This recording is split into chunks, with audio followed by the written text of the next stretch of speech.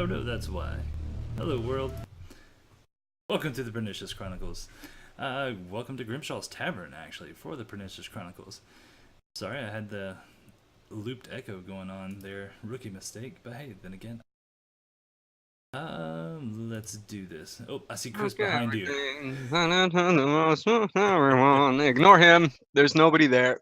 So yes, welcome to Grimshaw's Tavern. Woo! Tonight joining me I have Aaron.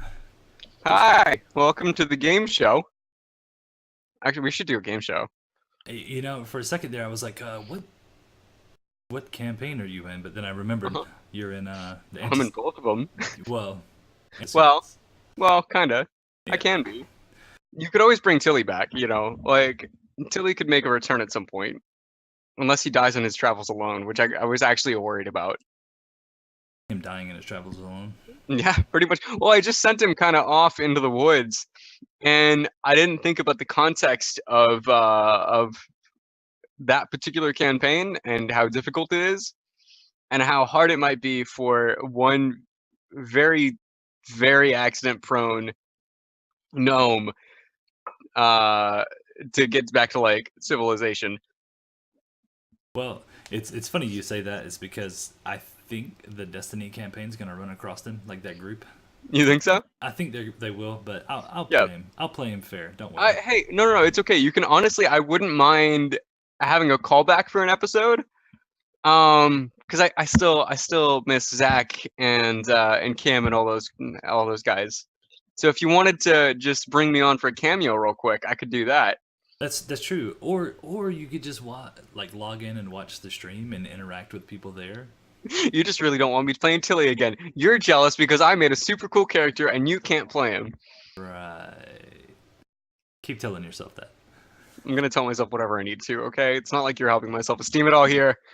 All right. So this episode of Grimshaw's Tavern, we are going to look at the second half of Player Races. I've already went through like a bunch of them. Hmm. I don't know if you had a chance to check that out. I did not, Um, sadly. you didn't miss anything. Yeah. Okay. let's, Well, let's then be what are we honest. talking about here? Well, we're talking now. Now we're getting into like the more, not necessarily the more monstrous races, but Okay. the Less common races. Yeah. Okay. Yeah. because you have your humans, your half elves, and all that kind of jazz. Right. And they're typically everywhere. Okay. Yeah. So oh, actually you're not even logged in. I was gonna say Oh, if you wanted to log in on Roll20, you don't have to. give me a second. I just put up a new map. Matter Hmm. of fact, let me move. Stay out of my pasta. No, kitty. Stap it. Let's see.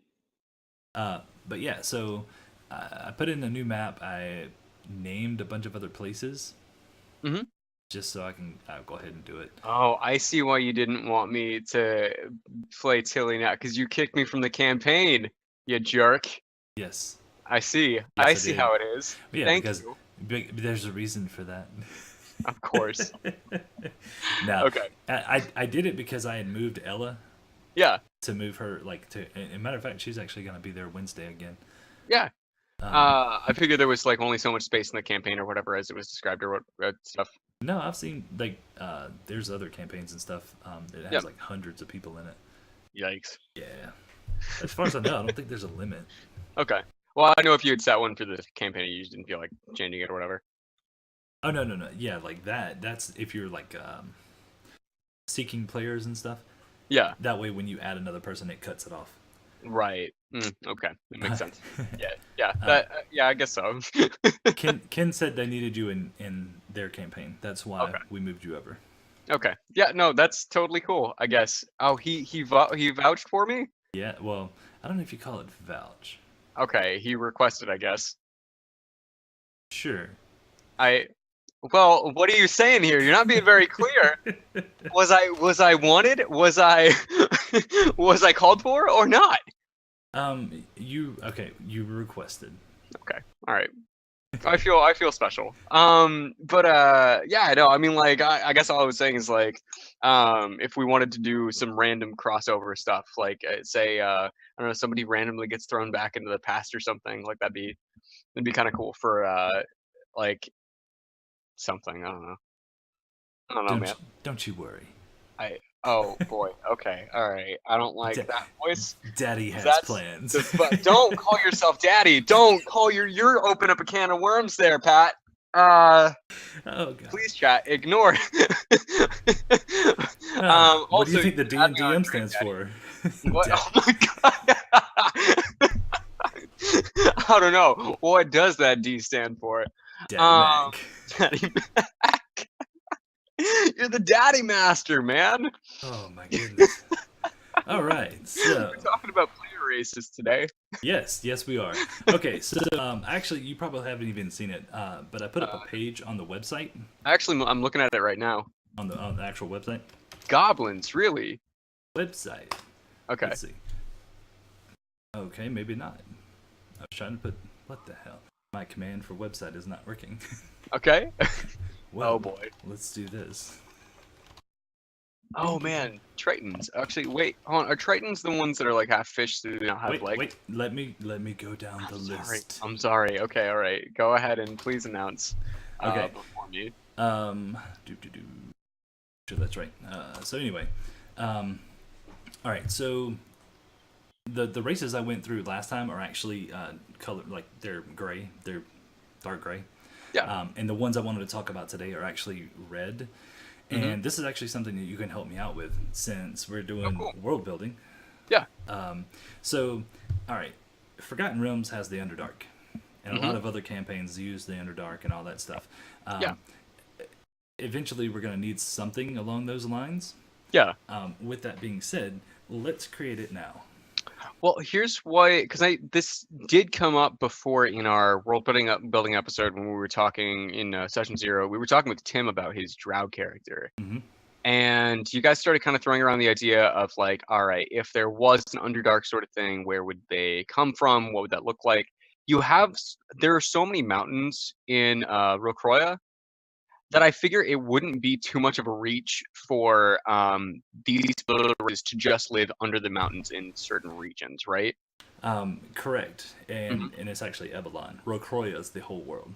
Oh, gotcha. Okay, so we're talking big ball of liquid is Rocroya, and then Ebelon is the small continent sort of thing. Yeah. Correct. Okay. Okay, so the great idea. And that's typically how to me, that's how the Underdark works with mountains, caves going down into a vast underground. Now, here's the question. Yeah. If you have multiple continents, yeah, will they link together or will they be individuals? Well, as we were talking about that just now, I actually was kind of thinking of something that would be interesting and a way to kind of to reconcile that, right? Because it would be difficult to have an Underdark with multiple continents, because it would have to be underwater tunnels, and like you would like if you're talking about a world with physics similar to Earth, it just wouldn't work, I don't think, unless the sea was really shallow. And so maybe instead, right? There are actually maybe the Underdark is actually a separate dimension that has very specific access points within mountains, and maybe the point shifts. You can access it actually shifts throughout the mountains. So it kind of makes the mountains this living being almost. It supports the Underdark system by moving the access tunnels through it and that sort of thing. So instead of making it like part of the material plane, like making it a separate plane all by itself. Yeah, exactly. Some sort of like, I don't know, dark plane on its own. Because then you could justify a lot of very strange stuff in the Underdark without having to reconcile it on your surface material plane, right? Like, my only concern is sorry, somebody said the guy on the left has a funky mic. I don't know if that's me or that's you. Okay, wait, hold on. Let's look at looking at me, you're on the left. Right. Well, look on the stream though, because I'm on the. Oh, it's me. Is it me? It's okay. Can we get one person? Is the guy in the blue shirt or the bald guy that's laughing? Really? Yeah. Can you have like negative inspiration to start out the episode? I don't think so. I already had that one point of inspiration for singing for you and Ella. So Ah, a blue yes, the shirt. blue shirt. Okay. Is that any better? I'm trying to fix this for you. That way, it's a little bit easier. Oh, Oh, hey, Benny. that's what he's talking about. What? No, Oh, he said earlier that that you remembered the conversation about Tim's drow. oh, yeah. Um, so he's, we were talking about you being forgetful. He said, "Don't let Ella or don't let Ella know." Oh, this is Yeah, Robbie. Okay, all right. Robbie, Hey, Ron, what's up, Steven? Ken, Rex. But yeah. Okay, cool. Well, I mean, hopefully that problem is solved. Sorry, I can't hear my own audio back. That kind of sucks, but hopefully we got it fixed for you guys. All right. Um, All right. So let's do this. We'll get to the Underdark in a second. Let's go through the races. The reason I was asking is yeah, because the Dugar are okay. So he said it's they're better. specifically in the Underdark. Yeah. Oh, thanks, man. So obviously, traditionally, you have the Duragar, the Drow. What's the other ones? I know there's like one or two more. Drugar, Deep Drow. gnomes. Right. Pretty much, you just take whatever you would get on the surface and kind of flip it and put it underneath. Like, just make them darker, and you got an Underdark creature. That's pretty much anything that's in the Underdark. So, yeah, it looks like Dugar. I'm kind of looking at your other stuff. Well, I put it in there somewhere dark coming soon because we got to create it. Right, exactly. We got to get that whole thing fleshed out. Yeah, I mean, also, Ghostwise? We'll get there. We'll get Okay. there. I didn't know. No, I didn't know if they were another Underdark creature. Sorry. No, they're not. Okay. They're not. Okay. I'll get to that one in a second. Oh, it's only the ones that I see what you mean now. Cool. Yeah, they're Gotcha. all red. Yeah. Okay, Yeah. so I'm gonna move down a little bit to the Firbolg. Furbolg? Firebolg. Yeah. So I'm actually gonna have them. There's a Drenal forest. That's where the dryads are. Okay. That's a that lot of was Ds. well, I mean, I think D&D is just very D heavy, like there's just so much D that's in D&D. It's hard to really get your mouth around sometimes. Yeah, So yeah. Okay. you just gotta work with Moving on. So in the Drenal forest, I actually have like various tribes kind of moving around. Yeah. My focus was not. There's no reason to have every single race on Ebelon because there's other continents. Yeah. And that's the reasoning behind the elves being separated like they are. Yeah. So there's a small, like, if you do come across them, that's where they would generally be from. There's nomadic tribes that wander around the forest, never being in the same place twice. So they're more druidy nature types. So I figured that fit being up there with the dryads. Yeah. Okay.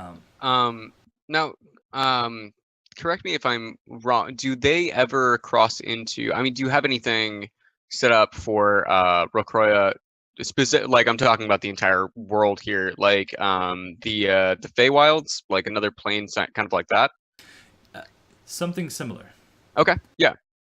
There's a couple of different planes that I want to introduce. One of them has actually already been talked about in the Destiny campaign. It was just briefly mentioned, but there's more to that one.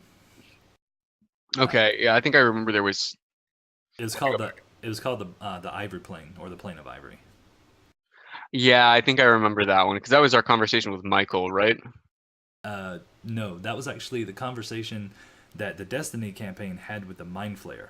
Oh, the Destiny campaign. Okay, I don't think I actually listened to that part. So. No worries. Oh, interesting. No worries. Okay, cool. Yeah. So that's something that's coming down the pipeline, but I just don't want to give away too much right now. Yeah, to of course. Spoil any of the plot lines. Yeah, it's okay. I'm not going to tell anybody. It's fine. Of course, it's not like anybody's watching or anything. No, of course not. But yeah, that sounds really cool. I'm actually sad I missed some of that because I think there was a lot of cool development there. So interesting. And then moving on to the genocide. We've already. I'm sorry. Do you want to try that again?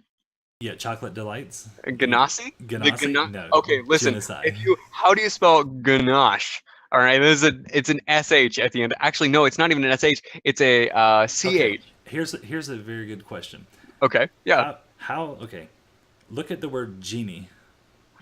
yeah. Okay, and then put it up to genocide. And we're talking about two different No, where do you think they origins here. come You know, from? That's not two different origins. no, I know. I was I about to know. come through this damn screen. No, I've always loved the idea of Ganassi and Dijin.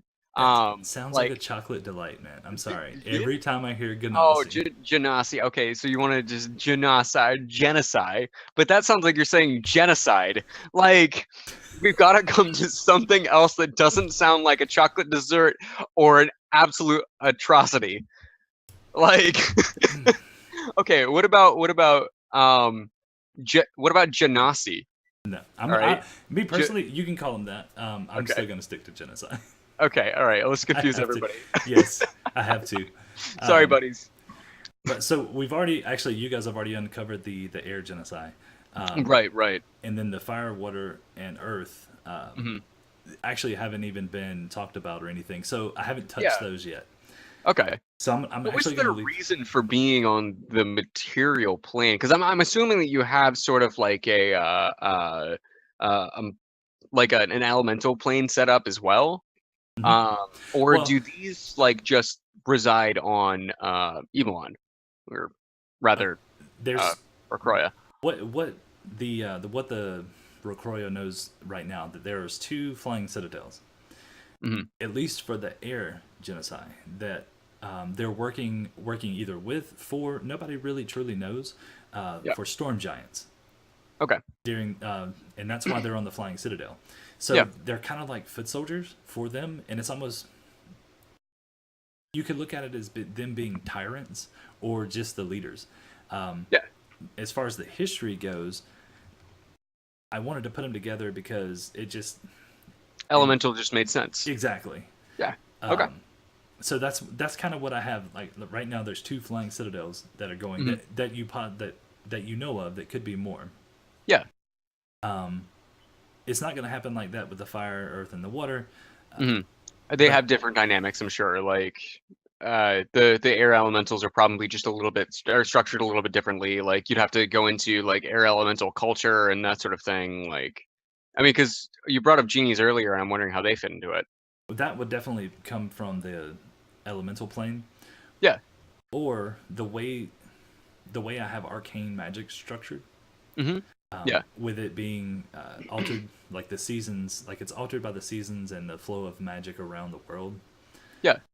I don't know if you ever. Oh, so I know I didn't know that. I didn't know that. Like, so it's almost like we'll call it like a fog, or in its own like weather system, right? Where you have areas of high and low pressure, for magic. Sort of, but it's actually on the cosmos level. Okay, yeah. Does that make sense? Oh, It's oh, not. It's okay. It's yeah. on the cosmic level, right? Which, okay, so does that move throughout like the solar system? So are there times when like the entire world of Rokroya just doesn't have any magic at all? Not necessarily doesn't have magic.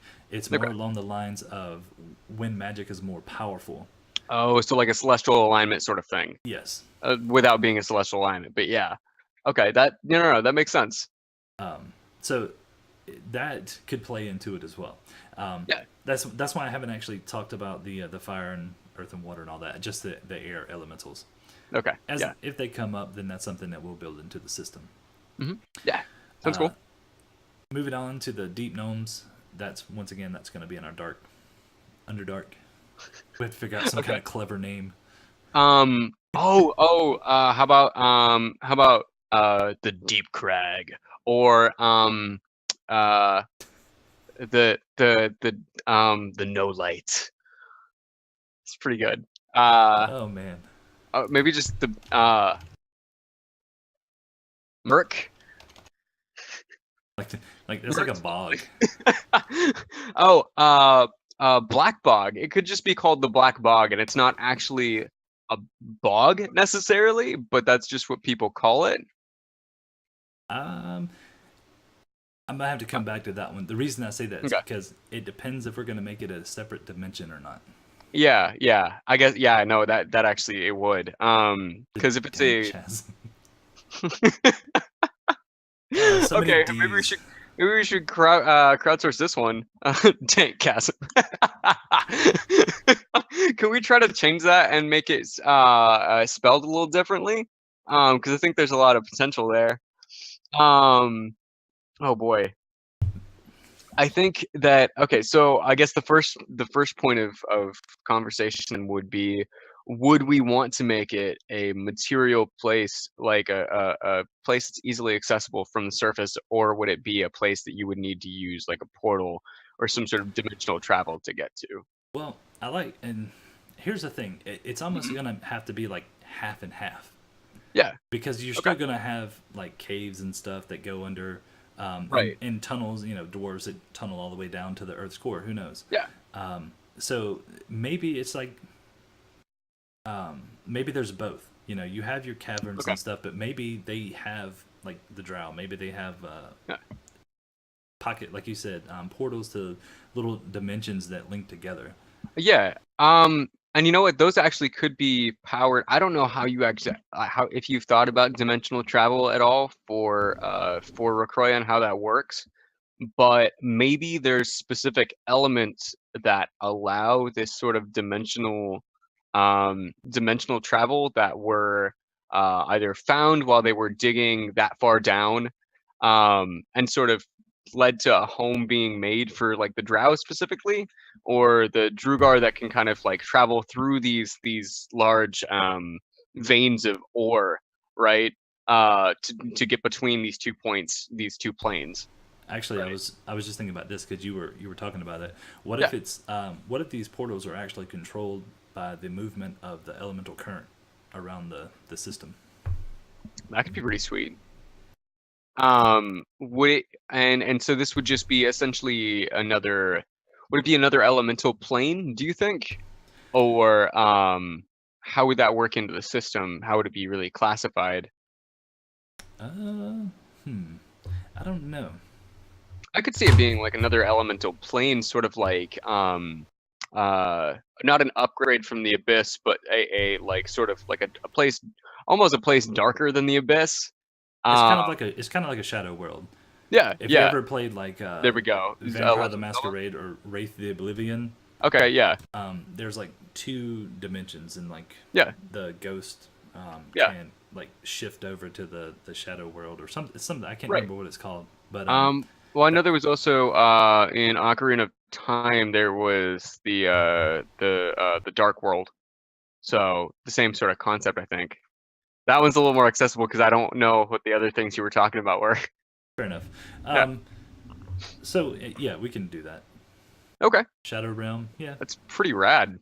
I like because it kind of it breaks you, it gives you a chance to kind of break out of the hard physical world for a bit, right? And it sort of makes the threat of people coming from that realm seem a little bit more terrifying. that's what I was about to say. Actually, if you go with the lore of the Smurfeblin, Yeah. what is it, the Drow and the Duergar, Yeah. they always have that evil like presence, or look, they have that Yeah. temperamental, Right. that personality. Yeah. So maybe when they shift over and they spend so much time there, you start to lose your humanity, Right. something Right. You along sort those of start lines. becoming almost infected by the dark. So yeah, Hmm. um, Okay. Yeah. I dig so that. we're gonna little bit. So it's kind of like it's a mix of both. You have your Hmm. cave systems, and then you have this other dimension. So that's what we'll Yeah. go with. I like it. I like it. And these access points, you said they're kind of controlled by like the elemental current. Uh, so yes, and so Okay. it would essentially be the same thing as like the seasons. Yeah. Yeah. Maybe like uh, during summer, the ones in the south only work. During the winter, only the ones in the north, or something like that. Yeah. Yeah. Hmm. So if Pretty that cool. ever came up, that's how we could always play that. Yeah. Also, I do have a question because this is going off topic a little bit, but do the people of Avalon actually know that the world is a world and it's more than just Avalon? Like, is this like a Yes. flat Earth situation? Okay. Well, So it's funny. It's funny because I actually had this conversation with Ken yesterday okay. because we were talking about a few things, and there are other continents. You have Yeah. Kalari that's in the Mhm. east, and then there's another continent that I haven't actually touched on much in like the northwest, and then there's one directly north of Ebelon, and then there's a plan to put like a couple of others in Mhm. as kind of like undiscovered lands, and these will have their own set, like maybe of civilizations. Maybe they're cut off of the world, kind of like Mayans and Incas and all that stuff. Yeah. Yeah. So Like they would have yes, developed separately because they don't have any travel or way to communicate with it, other. Yeah. well, and the same thing goes with like Ebelon and stuff. These continents are so far away, no one has actually attempted to travel out Right. that Right. far. And as Mm. far as you could always say, oh, wizards and stuff could locate them. Well. But I don't know. The way I see it is, yes, they could, but if they didn't know they were looking for it, why would they Yeah. look there? Right. Right. You would need something to like look over the entire planet rather than like specific spots, like rather than like trying to pinpoint things. So that makes sense. I mean, because you'd be essentially throwing pebbles into a pond, hoping you hit, something. Yeah. It's not gonna work. Um, Hmm. so Yeah. okay. So moving Sorry, on I didn't from mean to get our. you off topic. Oh no no no no! Actually, it's part of the topic because it's Yeah. player races and it's a part Right. where the player races come from. Yeah. So it makes perfect sense. Moving on to the Goliath. Goliath. Yeah, Okay. because we did the deep gnome sort of because Yeah. somewhere dark. Okay. Are we? Well, yeah. True. Are we skipping over the? Oh, I see. I see where we are. Okay. Cool. Hailstorm Highlands. Yes. Okay. Okay. So if we're most of this pertains just to Ebelon for Yeah. now. Right. Right. Um, Um. Now the Highlands are the actual mountains themselves, right? It's not. Correct. There, Okay. there's a set of islands, almost like a continent to the north. Hmm. Actually, I Yeah. said a continent, so it's a continent and a chain of islands. Yeah. Um, the Hailstorm Highlands is just it's Like this in. mountain chain Yeah. that that sits in the north. Hmm. They are probably the highest peaks in all of Ebelon, Okay. which is why I put the Goliath there. Okay. Yeah. And if you listen to the last episode of the first part, we were Hmm. talking about the Aarakocra. Yeah. Aarakocra? Aarakocra. Aarakocra. Yeah, let's Yeah. go there. Yeah. Um, and there's a brown eagle version, Uh huh. and Yeah. that's where they are also. There's like scattered tribes out there as well. Right. Oh, that's Um, pretty cool. and Okay. that's not to say that that's the only thing that inhabits that area. Yeah. It's just that's if you were gonna play one, that's like your best bet to find a colony. Okay. Yeah. Interesting. And that, I mean, I'm guessing that's just because it's easier for them to kind of hide up there, right? Well, they're from mountainous regions. Are you talking about the Aarakocra, or are you Oh, talking sorry. about? We went back to the Goliath, actually. Oh, spooky. Yeah, that was weird. Hmm. I swear, heard something rustling behind me. Anyway, Hey, that's a nice doll you got on your shelf. what? Hmm? What'd you say? What Is it the doll on your shelf? Do you not have that? the hell are you talking about? It's just look behind you. Oh yeah, this guy. No, I'm good. I appreciate the offer. Sorry, It he just doesn't. saw Annabelle, and so I'm trying to. I Ah, know that doesn't bother me. close. Damn it. Demons, So demons close. and devils don't bother me. It's a ghost that freaked me out. Well, isn't Annabelle a ghost or was it a demon? Okay, all right. But yeah, anyway, sorry. Back to Goliaths. Um, Um, so yes, Hellstorm Highlands. That's pretty much the only place you're going to find them on Ebelon. Gotcha. Um, Is there a reason they're not anywhere else? well, it's if you go by the description that they give you in the book, Yeah, they're generally from like colder regions. colder regions, the mountainous regions where the trees have stopped growing, and it's it's up there, A like little bit more of a elevation wise. tundra. Right. It's very high elevation. Okay. So, and with the Hellstorm Highlands being the tallest peaks, Yeah. I just decided to put them there. Are they resistant to bludgeoning damage because all the hail? Does that get This really guy. annoying? Oh This no, guy. I'm actually that was actually more of a like an actual question of like it was phrased badly, but a question of their resilience. Like, are they more resilient than other races? I haven't looked too much into Goliaths, but Um, I don't remember their. their stats are, traits. like their Okay. abilities. Let's just say Trying to that remember. they are resistant to bludgeoning damage and the fact they don't ever take it. So that's that sounds good. I have to look into it, but Yeah. they have some pretty interesting stuff. Okay. Yeah. It sounds cool. Will Do you think that there will be a point when we run into them as a group? And I'm talking, I guess, for the antecedents campaign. Like, do you think there would be a time when we would end up running into them, or not really? Actually, the route that you guys are on, you won't Hmm. run into them because you're leaving Serenity. Yeah. Um, Not unless we like want to. let's back up here for a second. Yeah. If you succeed Hmm. Right. and Right. decide to leave Serenity, Right. you're pretty much gonna follow the So we don't path. end up in freaking jail. Yeah. um, your next set of adventures to get the second item is going to take you along the jagged range, Hmm. kind of on the eastern, all the way on the eastern tip, close to Sumner. Right. And then the box is actually located on the Crescent Isles. Gotcha. So we'll really be just traveling like across. Yeah, that wouldn't really take us up that way anyway. Yeah. Interesting. Okay. Cool. All right. Yeah. So moving on to the Ghostwise Halfling. Hmm. That one is from where the heck? It's in a book. I can't remember the book. Okay. Um. It's in a Was weird it book. okay? Was it like a previous previous edition? Was it? No. It's like it's from either the Sword Coast Guide Okay. or something else, but I can't really remember.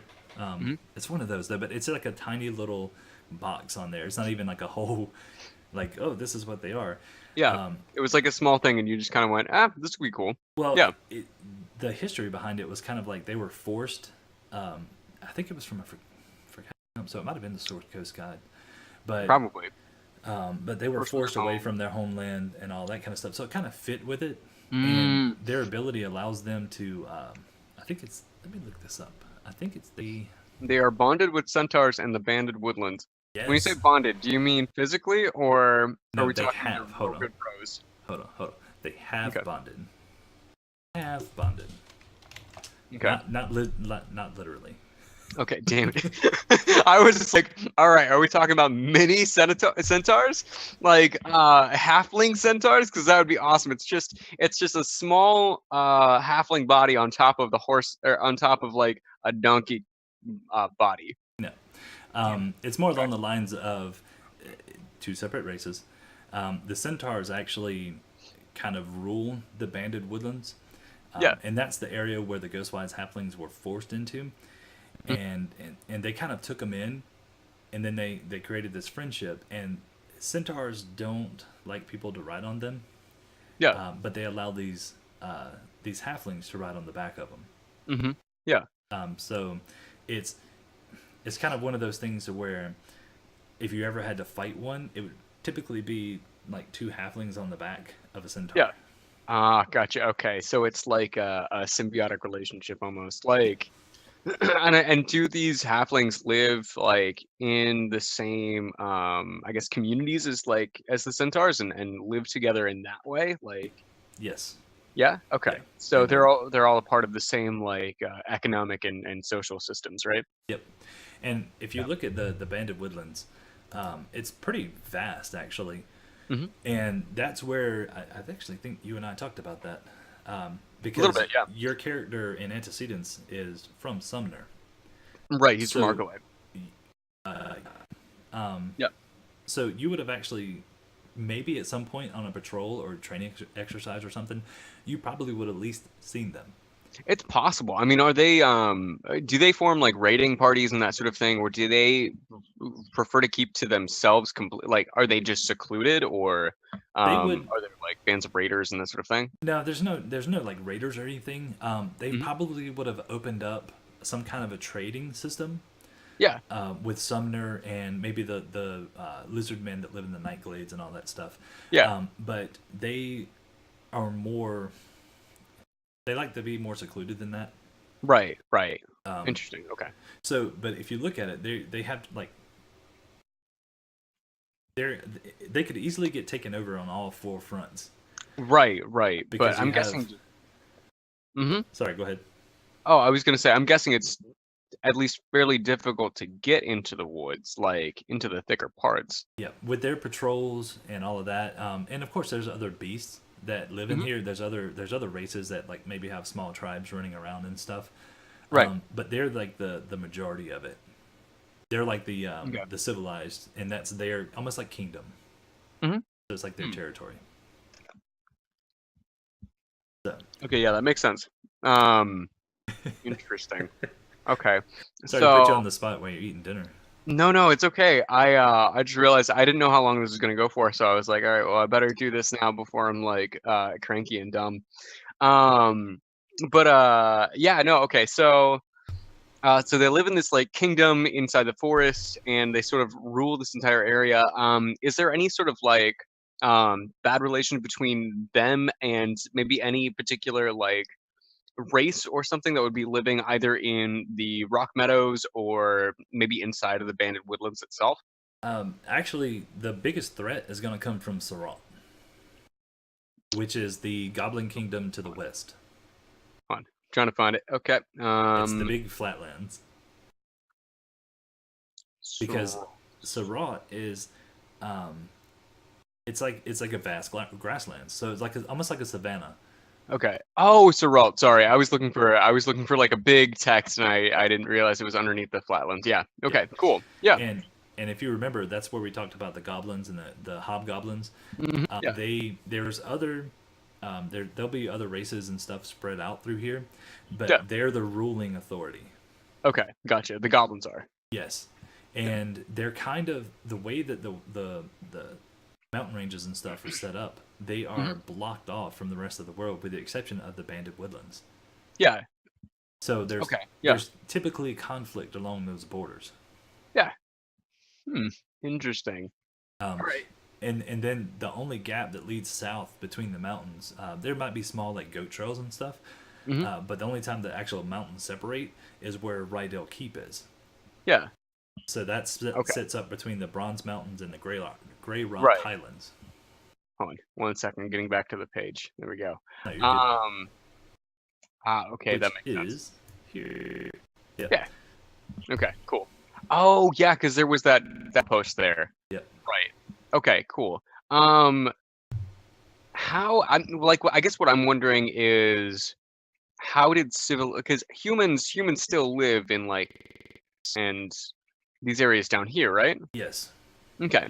And like Dragon's Bluff and all that sort of thing.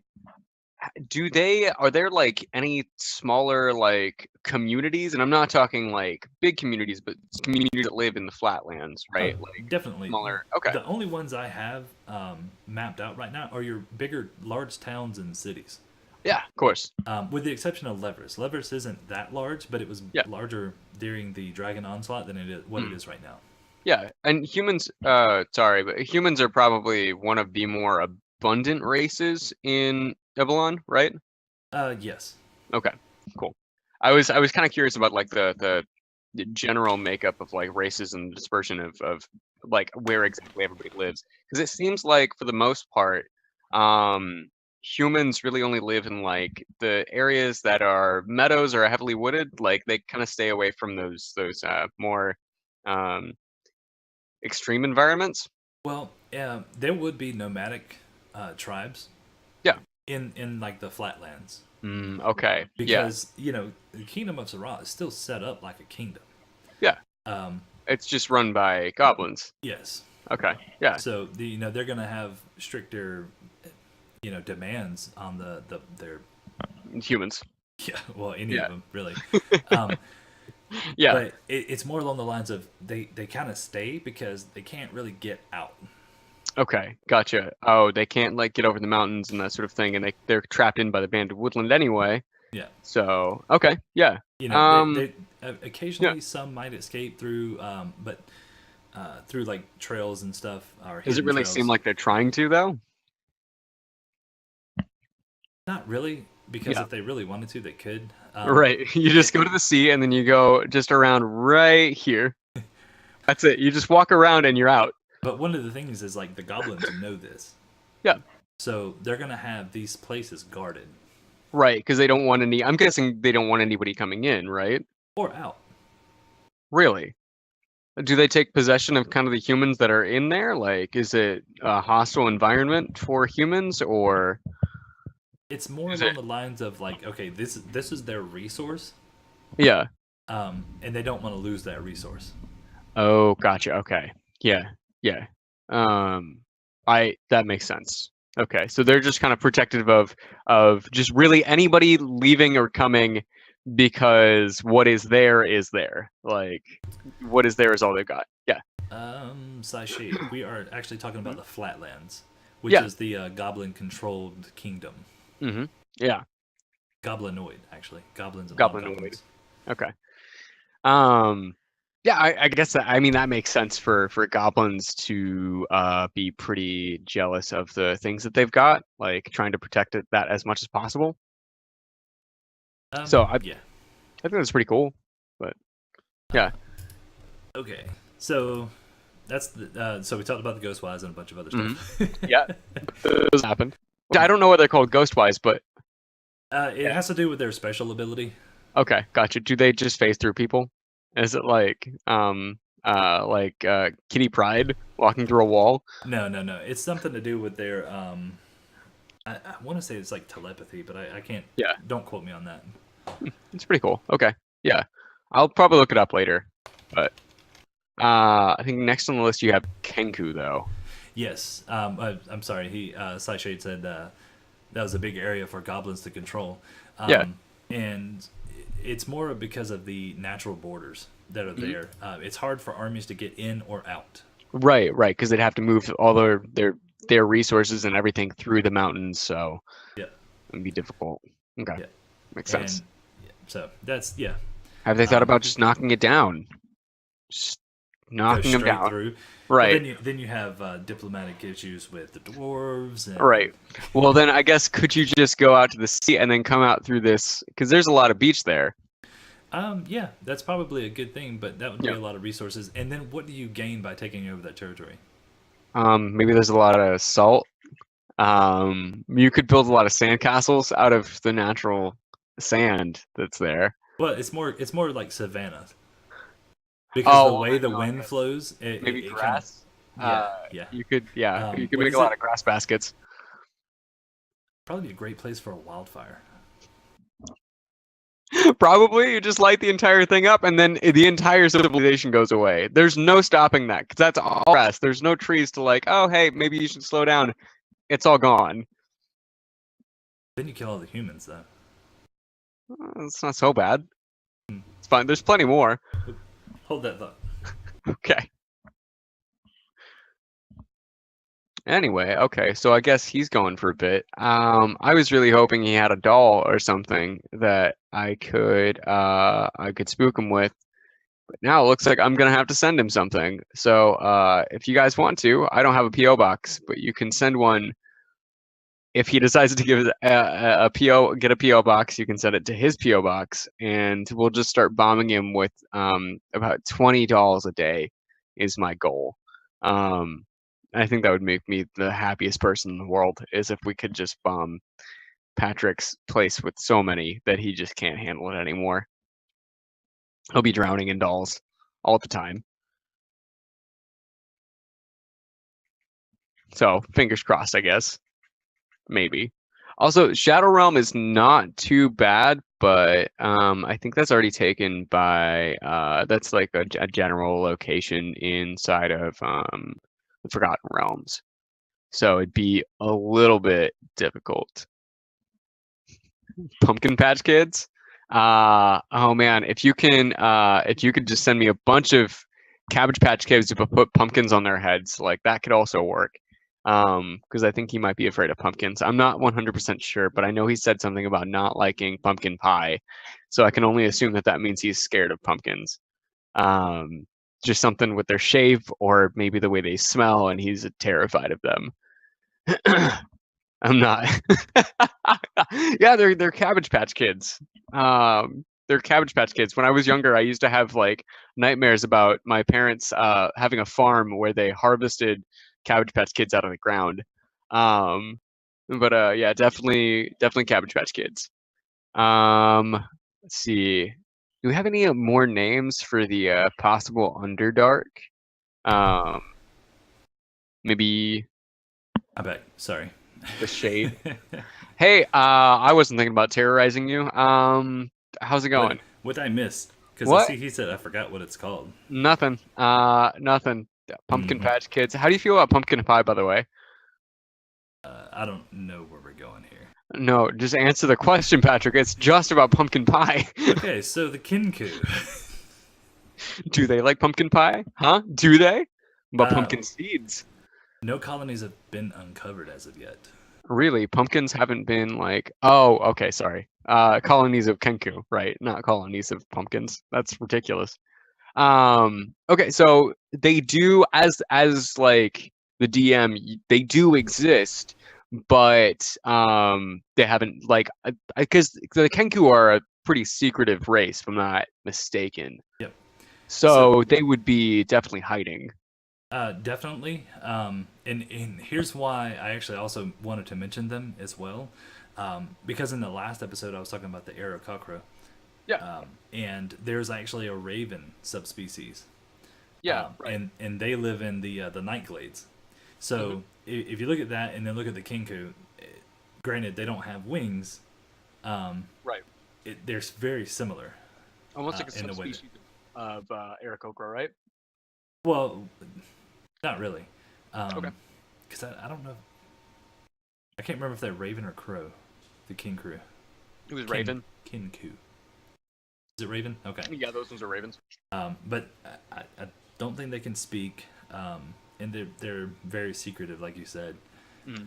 So, but at the moment, Kinkus can speak, but it's like mimic. yeah, exactly. Like, so they can learn other languages. If you wanted to say that Kenku were actually intelligent, you could say that they learn other languages. But I don't think like natural born Kenku raised in all Kenku society would be able to speak English outside or common outside of just mimicry. Well, and once again, if somebody wanted to play that race, that's something that we could develop. But at the moment, no colonies have been uncovered. So okay. Yeah. Easy way to take care of it. Yeah, I guess so. They don't exist. They're not here. They don't matter.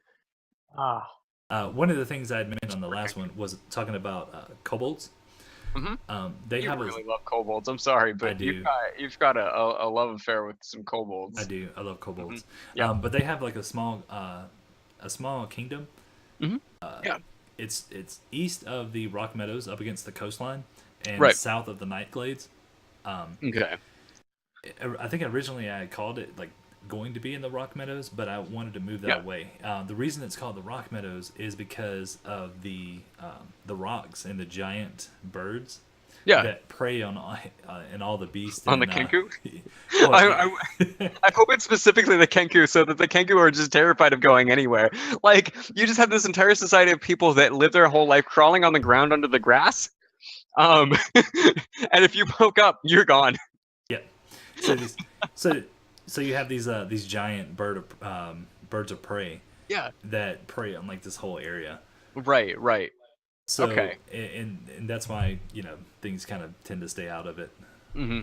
Yeah, that makes sense. It would be terrifying though. I know, right?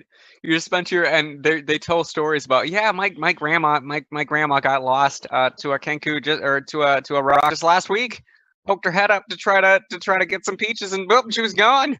She was like 85 years old, but she was just gone. I imagine that sort of situation, like maybe they're just like kind of country bumpkin sort of folk. Really, you going there? They all live. I'm sorry. Did I hit a sore spot? You're just a regular person, right? Wait, I'm sorry. I'm looking.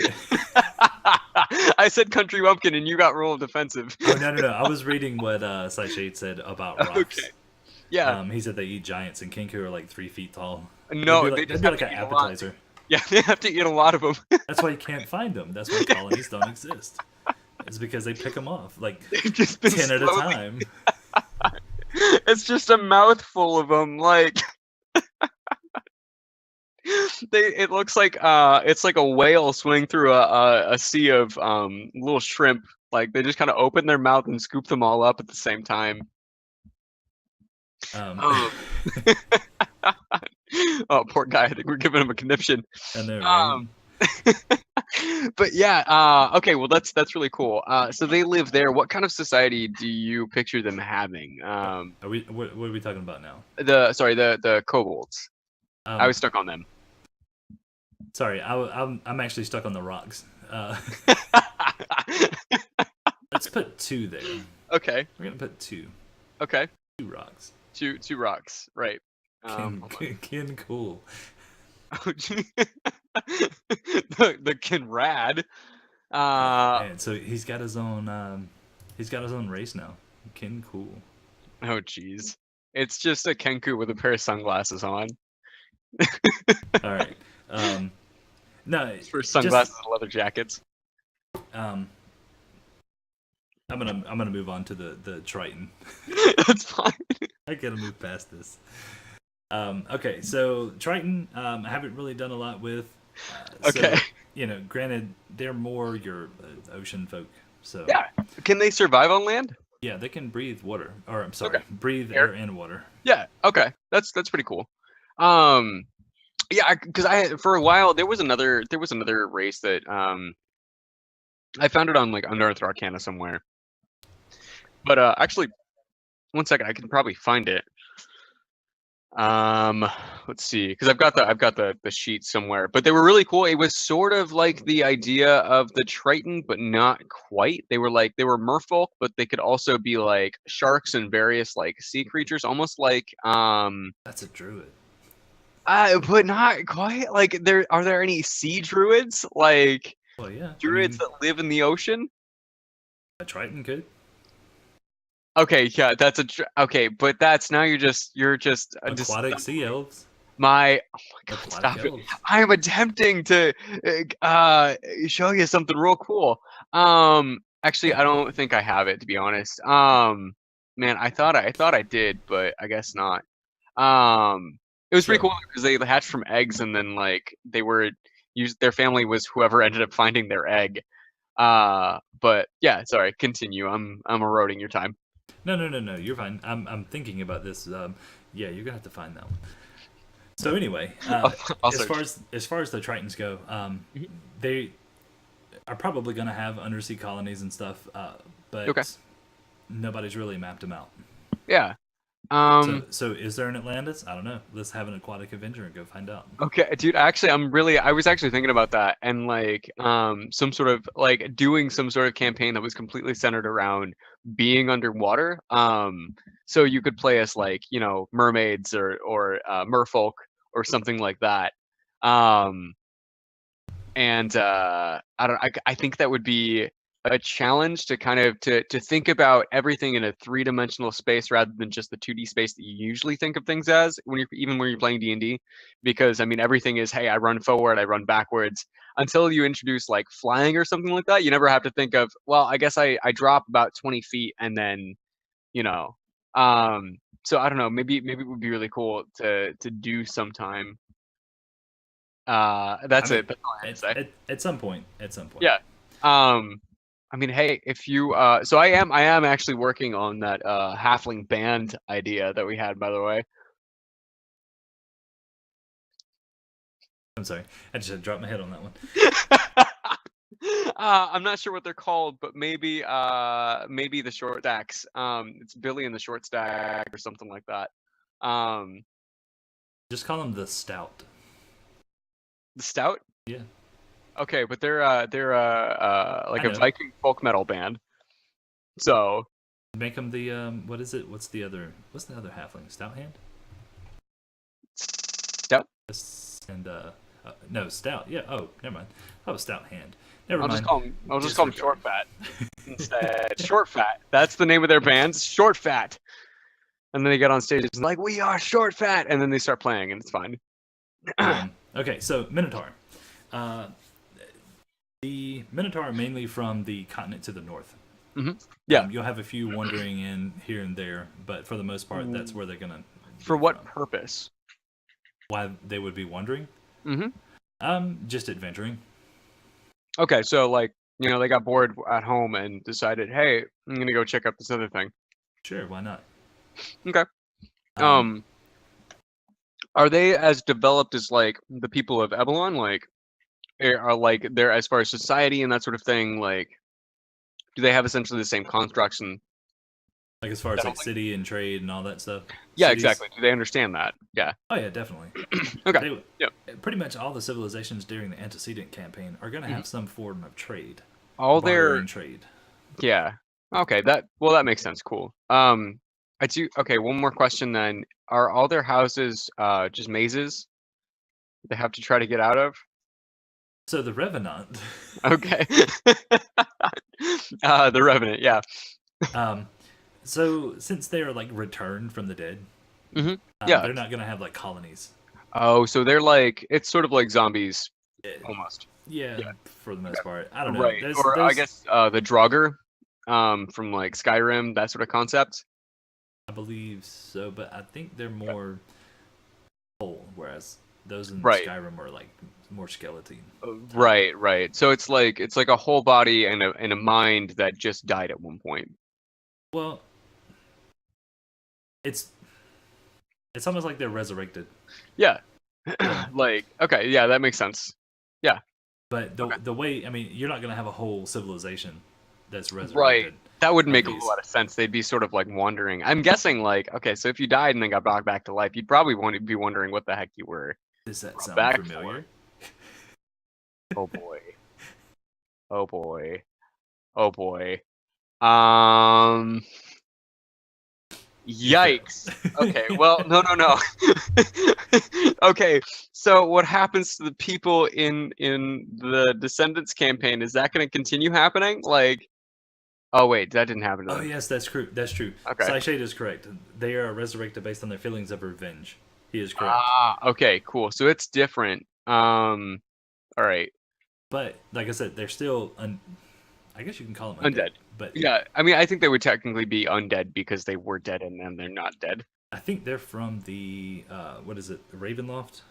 Ravenloft. I think there was an Unearthed Arcana that Okay. had them. Yeah, I think I kind of remember reading something about that because I was looking up like skeletal classes, like or like skeleton classes, just playing a skeleton, and they popped up somewhere in that search somewhere. So I think it's pretty interesting. What is their lifespan though? Is it just infinite or? That's a very good question. Yeah. If they're based off of feelings of revenge, I would think it's like when their revenge is fulfilled, they die. Right. So maybe it's in their best interest to kind of forget about that one thing or just keep remembering that it's there and then just kind of not ever get around to it. So procrastinators would probably make the best revenants. Like, Oh, he says man, I'm yes. so so like, they're like, man, I'm really ticked off with that one guy. I have to go find him tomorrow. Like, But I'm not gonna do it today. man, I just got home and I just made this pot pie. I'll eat this pot pie and then I'll do it tomorrow. So in regards to those, that Yeah. definitely would be like something that's situational, Right, and it's right. based on the player. Okay. Yeah. If they wanted to do that, but knowing that if that is the case and there is a like feeling of revenge and that they Mhm. fulfill it, then they die. Yeah. So Okay. um, Interesting. I that'd be actually really like that concept of playing a character that was strictly based on that. So yeah. Revenants are completely devoted to killing the person that killed them. okay. Specifically that it can't be like. So what if it was a whole group of people? Would they have to go kill all of them? Like, you know? Well, so it's almost the way I'm interpreting this is I would short of pulling it up and reading it all over again. Right. Is that it's pretty much you're brought back, and from what Shade is saying, Yeah. that's what your goal is. Like you're not gonna alter that goal. Mhm. It's like a straight line. That's what you're shooting for. Yeah. So you're gonna go straight for the not idol, but Yeah. subject of your revenge. I'm guessing that would okay, so I guess as a player, right?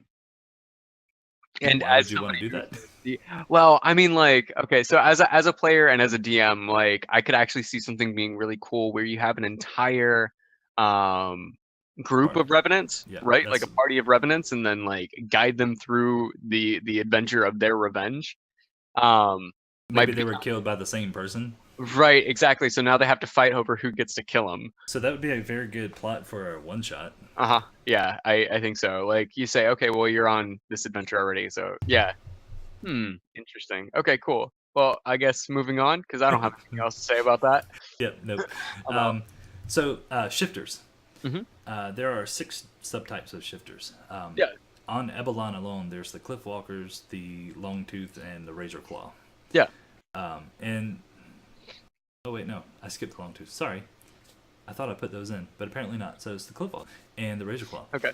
Oh wait, actually, I see I'm actually seeing the Longstride, the Longtooth, the Razor Claw, the Wild Hunt. They're there, but they're not on Ebelon.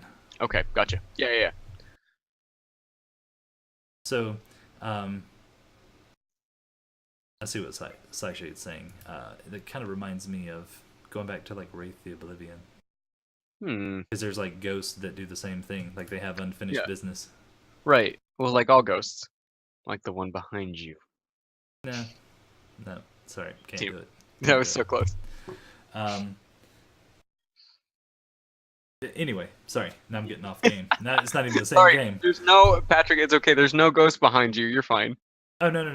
I'm talking about the game. I was thinking about the game now. Right, the Revenant? Or... Oblivion. You were talking about Oblivion. Okay. All right. I'm all over the place, and so are you. Okay, so the Cliffwalk subrace of the shifters, they have the ability to shift into like these goat type. Goat types. So it brought me to what you were talking about with your background with Tilly. How the dwarves like rode goats and that sort of thing. Yeah. So I kind of put them in the Bronze Mountain, just west of the Rydell Keep. Yeah, that'd be really cool. I think, because I think the dwarves would have probably had a lot of lore built up around them, like sort of avoid the cliff walk. Because I don't know the alignment of shifters. It's pretty much any. Are they neutral? There's no. Okay. It's almost like any race. Yeah. Okay. The only ones that have that, at least in Rokroya. Yeah. Like your sub races, or not sub races, subterranean races, like your Drow, Duergar, and Deep Realms. If we're talking about going over and getting the humanity or goodness sucked out of you from the Shadow Realm, it would definitely be them. Yeah, because I didn't know if the shifters would be like more just true neutral, like sort of like druids in their own right, like deceivers kind of. Druids or dryads? Druids. Because druids are supposed to be neutral, but now you're talking about class. We're talking about race. Right. I guess I was just talking about like, yeah, I guess so. But I mean, yeah, dryads, I suppose, like are they neutral? Are dryads neutral? I'm not gonna tie them down to a central alignment. Okay. All right. That's fine. They could go either way. Yeah. The same thing with pretty much any race. Yeah, I guess what I was actually thinking, the initial thought behind that was that the shifters maybe might be like tricksters. Typically like just kind of naturally, sort of like how most shapeshifters are.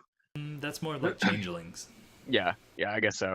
Okay. They're more feral. Yeah. Because they're in touch with like their beast side, which is why they can shift. Right. Oh, gotcha. Okay. Cool. So yeah, like nature creature. Okay. Yeah, that makes sense.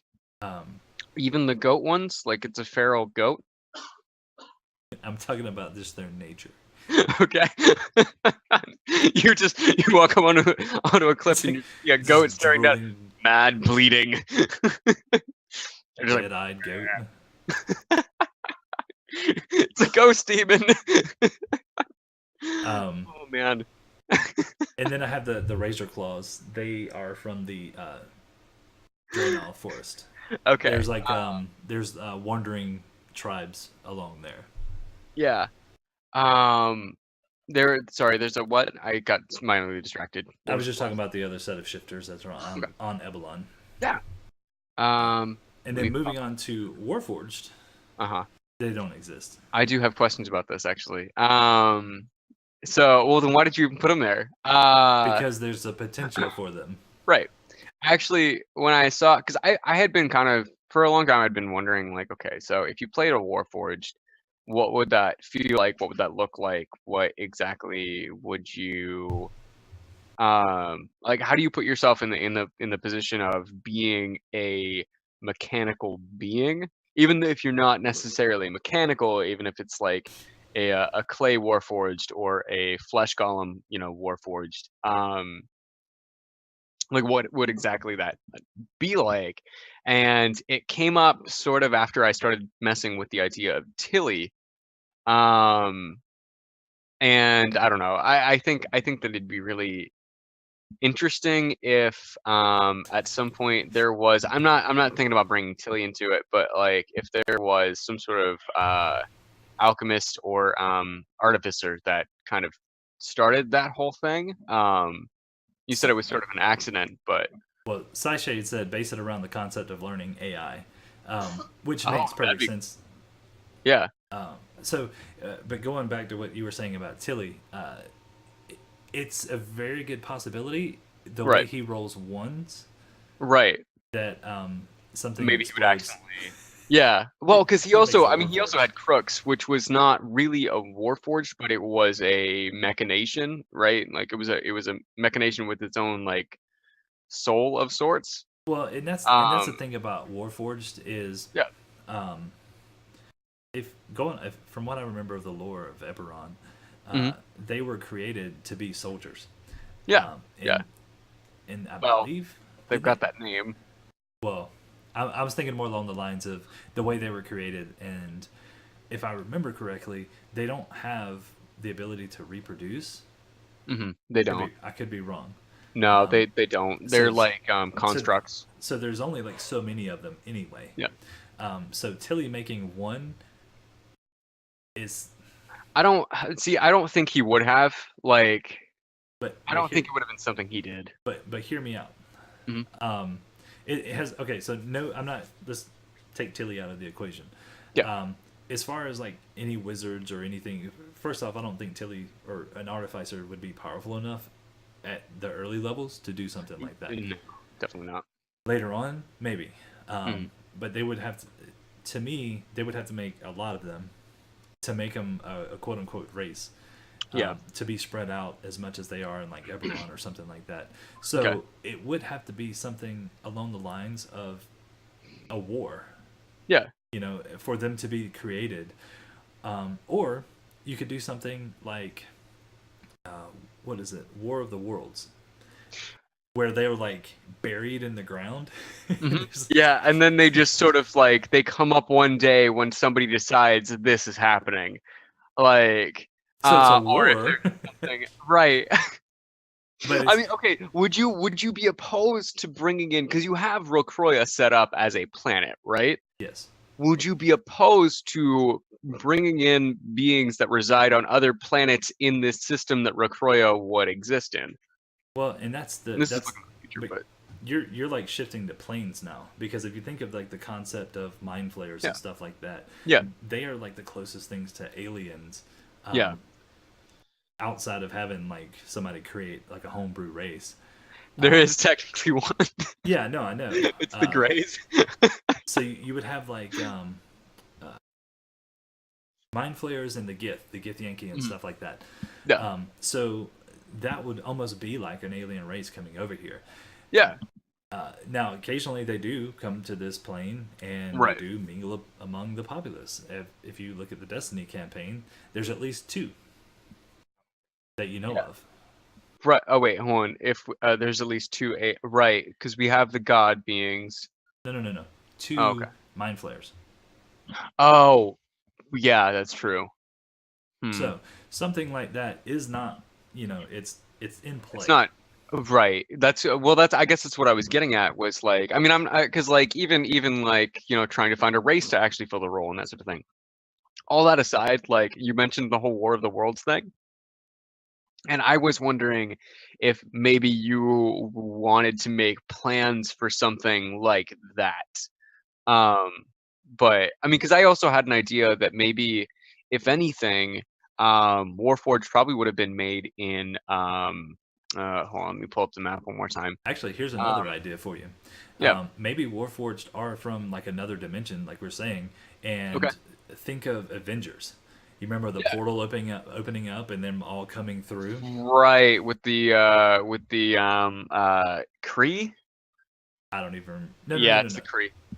Oh well, okay. I Yeah, don't remember the name of them. but Sorry, I'm thinking sorry, Kree the character. no, no, I'm like, no, wait, no. what? Okay, so I've been reading like comic books since I was like 15 years old, or like That's like 2 years 12, ago, 12? Oh, shut up. 3 years Oh, ago. okay, listen, old man. Uh, um, but oh no, but yeah, but sort of like the Kree and the Avengers, how they like came through the portal and kind of there was an invasion that way. That'd be kind of cool because it would actually kind of, instead of making Warforged be this sort of race that doesn't actually have a race, um, this like kind of empty being, it sort of gives them more of a reason to exist, or at least a purpose for existing in the world, like in total, right? Because they would have, I mean, obviously, if they're coming from somewhere else, they would have like a society of Warforged that like create themselves and make themselves, and like it doesn't limit you to being this sort of robotic just being, right? Well, as far as like, I get what you're saying, Hmm. but the way I would do like the whole thing was if they did all come through at one time. Let's say thousands of these come through. Yeah, That's how you would introduce the race, and the yeah, only way that they would actually become player characters is if that, whoever brought them in was defeated, and yeah. it severed whatever tie that was controlling them. So Right, then because they they, would be like golems essentially yeah, until then. Yeah. just that's just the way I perceive it, and there's Okay. a lot of logistics there. So yes, I could have Yeah. already implemented them, but it Mhm. gives me a bigger world picture, or a Yeah. bigger world building Yeah. aspect of it for Because I later was on. also right. Like I was, because what I was saying earlier was that they might have been made in Sumner. If anybody, like if there was anything that would have made them, it would be Sumner. Being that they're sort of that like militaristic capital that sort of like trains soldiers for other places. Or, So or, or we could also do this. Mhm. Remember we were talking about continents and stuff, right? Yeah, say So, they're from another continent completely. well, yes, but have it set up to where like there's this temple, Yeah. and you go down in this temple and you find all this lore about this stuff, and then there's these three objects that the people have to find to open up another door, and then there's this Okay. orb in the middle of the room. You Right, see and where I'm going you here? need to get all three orbs to open another door, right? Yeah, And then and then that and door then actually has a box, and you have to get all three boxes to get. no, no, no. See, Actually, no, you're sorry, I don't totally follow. you're totally missing what I'm talking about here. Okay, yeah. You don't Oh, remember the shut up! Shut up! No, no, no, no, no, no, no, no! I just got it, and I don't think that that's a good idea because that kills people. Like specifically 6 people who didn't do anything and didn't ask to be killed. Oh no, but it was one of you that touched it. You're right. I should beat him up instead. Um. Okay, For all of you that so don't know, go watch episode 3 episode 3 of of the Destiny the campaign. Destiny campaign. Yeah, there's some shenanigans that happens because of this dude being a big fat meanie head. Um, You have to watch yeah, on I mean, YouTube how because Twitch actually took it down. yeah, that'll have to happen. Oh, but actually, yeah, that's a pretty good point because there were those constructs that when we picked up, I think one of the jewels off the table, they came to life. Um, But there's a lot of story there that we can do. So there's yeah, plenty of options to introduce the Warforged. Is basically like what I'm getting at. yeah. I mean, it would have. I think if anything, and I'm just kind of trying to help with the world building aspect a little bit here. But if anything, maybe the Warforged are just completely wiped out now. Maybe they had existed before. I'm talking before like the Antecedents campaign, right? Yeah. Maybe they had existed, and that's the reason they're down in this crypt anyway. This tomb. Um, and they just became obsolete, or it stopped working because of some particular like force inside of them that was powered by something else. I don't know. I'm just kind of tossing around ideas there for a bit. But like, if you wanted to do something that went a little bit further back, maybe you could include those like Warforged things, and they don't make it. No, I thought about that when we were just talking about it. But yeah, so there's plenty of opportunity there, basically. Yeah, I dig it. And Zach's not gonna like this next statement too much, but it's a blanket statement about plane shift material. Okay. And it's down at the bottom of the the playable races. Now, when you say plane shift material, can you explain that really quick? So the plane shift material is actually Wizards released a bunch of material on the Magic the Gathering universe. Yeah. But based on like there's a ton of stuff for it. Yeah. But they introduce a lot of different mechanics into it. And I've decided not to include that in the world. Okay. Yeah. Because they're, from what I've gathered, the way it's written is that they are from an entirely different plane. Yeah. So bringing them over, bringing them over is going to be kind of similar to, like what we were talking about with the Warforged and all that stuff. Right. Just wait for 6th edition of D&D. They're gonna like just be like, oh yeah, these are in the world now. They're just gonna chuck them in there afterwards. It's gonna be an afterthought, and they're gonna be like, yeah, no, by the way, we forgot to include all this shit that we made. Let's go ahead and throw this in. So basically, my disclaimer to it is that they're not included in Rocroya. Right, they're not allowed here. But that's not to say that like one or two don't slip through and make their way over. Right. Okay. But you, as a player, have to make it make sense to me. Right. You can't just say, "Oh, well, I decided to visit this plane." Well, maybe they were picking flowers, and they happened to pick a bad flower that the roots were tied to a portal, and they didn't know, so they plucked it, and when the roots pulled up, it pulled this entire portal through, and they got sucked down, and now they're just stuck in Rocroya for a bit, I guess. That's one hell of a flower. It's not great. Talking about pushing up daisies. So that is pretty much the gist of the playable races. Yeah. And yes, we're telling you that there are no playable Eldrazi race. Yes. Sorry. I don't know what that means actually, but I'm gonna go along with it just because. It's one of there's like a bunch of different articles. Mm-hmm. Yeah. Wizards put out on it, and Okay. I think there's like several different ones. That's probably one of them. There's like different elves, different humans, Aetherborn, type Aether race, and all that stuff. Or interesting. Okay, Aether, Aether or Ether. It's Ether. Yeah, it's a weird way of spelling ether, but it's Ether. But yeah, no, that's really rad. Now, okay, so we touched briefly on this, but I'm actually still really curious because I really like the concept of genies.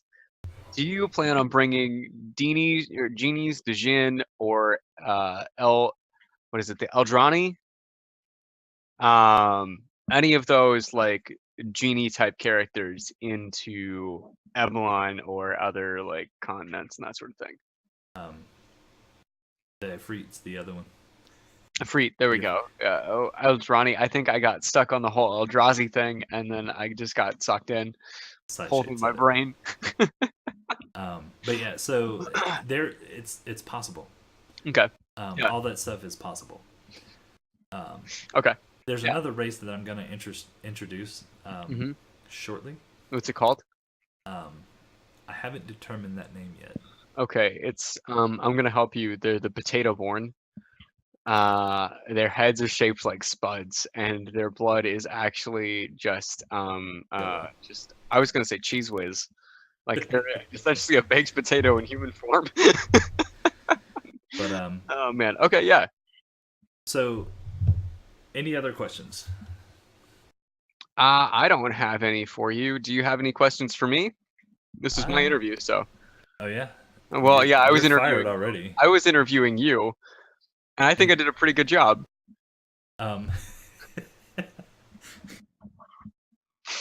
So, Okay. yeah. I'm trying to think. All the playable races. Now, Yeah. what is going to be the subject of the next Grimshaws Tavern? Honestly, have you thought about doing character background, like just like a long form get to know the character sort of thing? Well, that's definitely what episode 0 was more about Hmm. for the Yeah. antecedents. Right. Not so much about I meant like the individual though. individual, like having one person talk about their character. Yeah. Yeah. I mean, like you'd have to get somebody who actually really wants to, but um, I don't know. So that's possible. Hmm. But like once again, it's gonna be that was better for like session 0 because we did do Yeah. a lot of background on that. Yeah. Maybe in future Okay. campaigns we'll elaborate more during Okay. session 0s before we start the adventures and all that stuff. Actually, I have a suggestion, and feel free to shoot this one down. But so for example, if there's a campaign that might delve deeper into one person's background than another, like maybe doing seriously just like a background episode on that character, even though it's after the character's been introduced, it might be nice to kind of see the character's motivations a little bit deeper, for like the viewers and like um seeing like, okay, where exactly did this person come from and what might be coming, sort of thing. um that could be valuable for viewers at least, but No, and I agree. Sorry, somebody just said that or Sashay just said that I should probably watch the sessions that are on YouTube. It's very good advice. probably. Yeah. Well, here's I have no problem with that. If somebody wants to come on and talk about their character, they're more than welcome to. Yeah. The only problem that you would have with some of those is like if you do the Destiny campaign, Hmm. with what like Ragnar, Ragnar. Rogar. Sorry, Rogar. Yeah. Rogar. His Rogaine. character, his Yeah. character background. Um, his is a lot more complicated. Yeah. Yeah. Just because of the way his came about. Right. But somebody like Tilly would be interesting to go in and talk about where him growing up in the Bronze Mountains Hmm. and Like, because it might be a really good way to build the world at like a micro level, right? Like, so you have those like little interactions with like the basic people of Avalon that opens up the world a little bit more than just here's where this culture lives, here's where this other culture lives. They have a clash, sort of thing. no, and I completely agree. Hmm. Going back to the whole session 0, Hmm. like Yeah. especially like the Antecedents.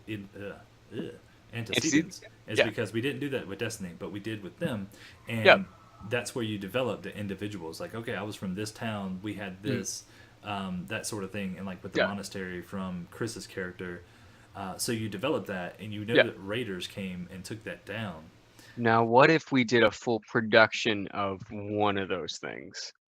That's what session 0 No, was. but I mean like a playthrough production of one of those things. Like you choose a really specific moment from that particular person's life, right? And then you go back through and you play it with that person. I actually thought about that, doing like individual, like solo Yeah, adventures. yeah. So that's something that I thought about. But that once again, not everybody's gonna want to do that. You can just pick and choose. Yeah. I would do it. Like I think that actually would be really cool to tell a story that deep. Um, and maybe I don't know, maybe a couple other people would. I mean, it might be something to just bring up. No, I would definitely look into that. Yeah. So it would be that probably won't do it with the antecedents that they're in right now, but maybe the next character's coming up. Yeah, yeah, that makes sense. Yeah, the Destiny campaign looking at new characters at some point, or Well, I don't know. everybody's looking at new characters. Okay, okay, but No, Patrick, you gotta at the listen. at the moment, no. Okay, Nobody's looking at new campaigns or new characters unless they're doing something stupid. yeah, Just that's fair. I Well, I never had well, the that was intention shitty. of killing you guys unless Okay, I unless you come to me and say, "Hey, mhm, I want to kill my character," right. and then I'm Okay, gonna let you yeah, like that's you're gonna suffer through it for at least like 2 or 3 more episodes. right. Because you're just gonna pull this out as long as you possibly can. Like, I know you want to be done with this, but could I kill you now? Nope. Um, so Oh God. Okay, yeah. next Grimshaw's Tavern. I had something in mind, and I'm trying to think of what the hell it was. Was it world building sort of thing, or was it do you want to talk about just DMing, like your process for it, or maybe like advice for people who want to get into DMing and like I have no problem with that. That's yeah, going to require like somebody coming on here with me and asking me questions to pull dude, that I got you, information. man. The reason I I say that is because yeah, I can sit here and I it'd can be sit here and boring talk all though. day long. Yeah. Yeah, like Um, I mean, I honestly, I mean, like I could do it because I've got experience doing that sort of thing. So I mean, we would essentially just have the conversation like we did today. okay. So Sideshade just asked, "What's Grimshaw's Tavern?" Grimshaw's Tavern. I'm so sorry. So if you watch episode 6, you'll be introduced to Grimshaw. he's Uh, this he's this he's a gnome. entrepreneur. No, No, he's a dwarf. he's a Sorry, dwarf. my bad. Yeah, Come on. I got this. Okay, I So corrected myself. so basically, Grimshaw's Tavern is just a platform for me to talk about world building. Mhm, Or say me and whoever comes on with me, to talk about world building and the mhm. lore of Rokroya. Yeah. That's essentially all it is. Yeah. But I mean, hey, if we can use it to also, get other people into D&D, people that might not. I know, especially like one of the struggles is like finding DMs, right? Or finding players sometimes, mostly like finding a DM that will like do this, like be willing to put in the work for you and that sort of thing. Because DMing it can be a lot of work. I have no But idea what you're talking about. no, none, really? Okay, yeah, Mr. Giant Sack of Shit. Um, essentially, you're just full of it. So Uh, so Mordecai wants to die now. no, what? Do it. I've got another character coming up. We'll go. Let's go. What about an Um, episode? He says, I'm assuming you're a he. I apologize if you're not. What about an they episode say on the history of the country? Um, that'd be cool. okay, so Hmm. yes, that would be cool. The only problem with that is it's almost going to be repetitive because I did one called Serenity and like talking about the kingdom of Serenity, Hmm. and I talked a little bit about the houses and all that stuff. Now, Yeah. the only problem you're going to run into um, is the confusion of the antecedents and the Destiny campaign. Hey, I've got an idea. But What if we did yes, a full read through of The Knight's Delight from start to finish? I'll let you handle that one. Okay. I'll Um, get to work on my smut fiction novel. so, with that being said, Shade, I could easily do one on the history of Ebelon. Um, I could go through the timeline that we've already talked about with the deities, the creation of the world, going all around to where the Antecedents campaign is taking place, to the Dragon Onslaught, to where the Destiny campaign is taking place. Um, it's just going to be repetitive because there's multiple episodes of Grimshaw's Tavern where there's like a little bit of information here, a little bit there. If I need to compile it all together, I can easily do that. It's just getting it all out there because that would take a lot. It's there's a It's a lot of lot of history stuff. there. Yeah, like once it Yeah. starts getting built out, there's a lot of history there. So maybe we need to like from here on out just kind of like maybe we should consolidate like I'm talking like okay, so if we choose a subject next week, we'll get pretty much everything we want to get out about that particular subject in And one go. and that's generally what I'm trying to do. Yeah. And when I put the episodes on YouTube, I generally name them like Yeah. Serenity. Um, like I said, I talked about the city of Serenity Hmm. and the houses that make up Serenity Yeah. as kind of like a basic overview, and not going into that much detail because that's going to get cumbersome Right. and confusing Okay. because a lot of names are going to get thrown around and stuff. Yeah. Um, is there a lot of is there a lot of material that you think you could go over as far as like world history?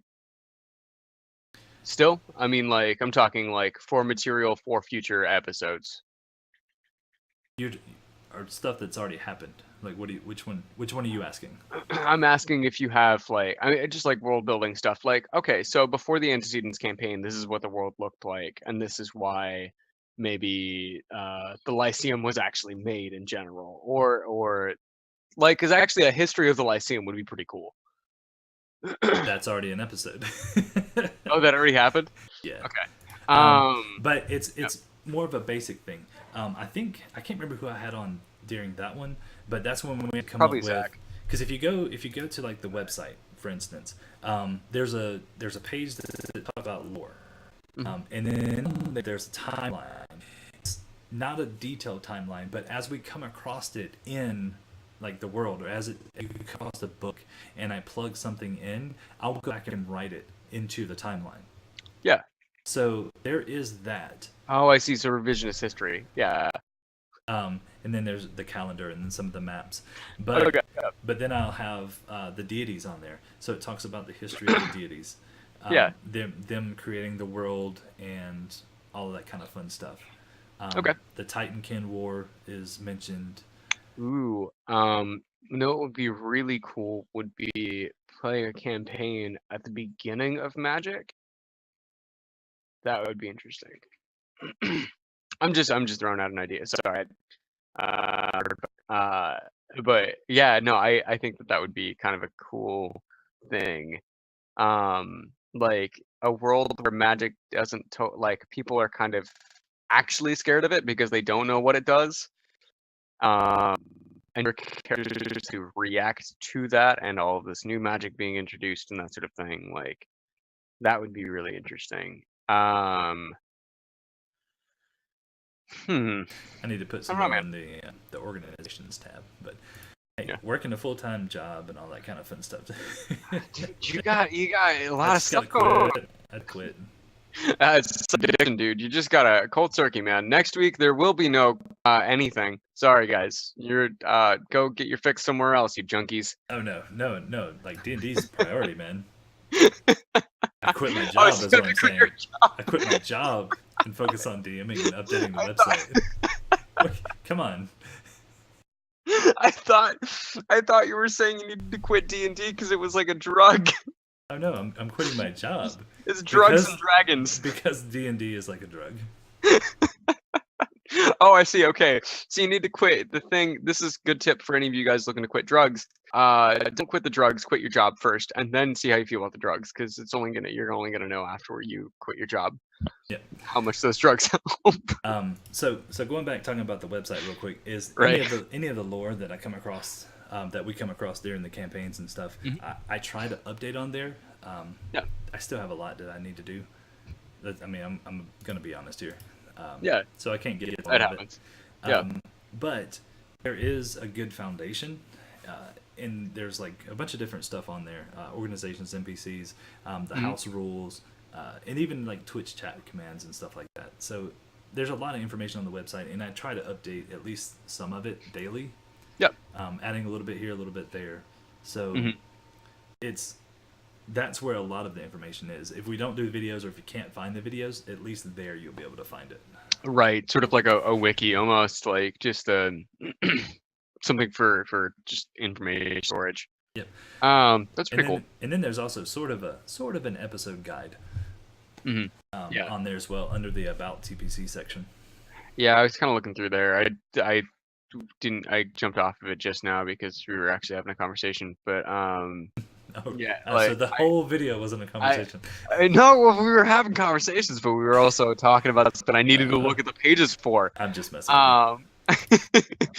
Nope, it's just meanness now. Let's see. Oh yeah, no, I see that. That's really cool. And then links to the TPC video intro, links to the Twitch page, all of this stuff. Man, I cannot wait till the next Antecedents episode tomorrow. I'm so stoked about that. It's a shameless plug. We've been. How is it a plug? It's our show. Fair enough. Like a shameless plug would be like, oh hey, by the way, guys, I'm doing a podcast. Like that would be weird. Yeah. But you know what? yeah. I didn't update the other one. I need to put episode 11 on here. Whoops. Okay. Wow. Slacking off, Patrick. Whoops. I'm gonna quit that job. Hey, I know, right? Screw it. Whatever. It's not paying the bills anyway. Yeah. Oh, so Saishay just asked what time does the episode start, and this is when I roll over to Aaron and say, Hey, "Hey, uh, oh, is it me now? yeah, it's you. Okay, It's on you." yeah. No, this is so our campaign will start tomorrow at 7 o'clock. So make sure you are here for that. We'll start at 7 o'clock. We'll end about 10 o'clock or so. And it should be a lot of fun. We'll have it'll be the entire cast, including Kiki. So she'll finally be on. She wasn't here able to make it last week, but we're gonna go steal a bell. Um, and so, yeah, it's gonna be like an Ocean Eleven's situation. We're So, sneaking into a party, in masquerade outfits, and I really hope there's a mariachi band or something I can blend into. so asking you about the schedule real quick. It actually there's a schedule on there that I put into Google. What is Oh, it? Google Calendar. should I talk more about that? Oh no, you don't have We to. also have the Destiny campaign. Oh, don't act We like have you don't on love the Wednesdays. Destiny campaign. We Okay, so we do have the Destiny campaign on Wednesdays at 6 o'clock, 6:30.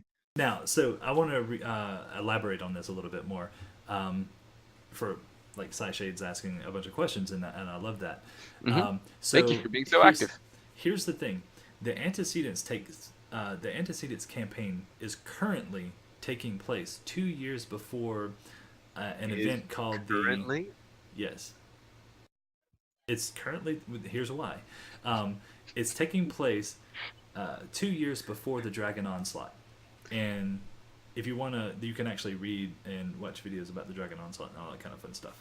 Hmm. Um, but it's basically a world-ending event for the most part. So it's taking the antecedents campaign is taking place 2 years before that.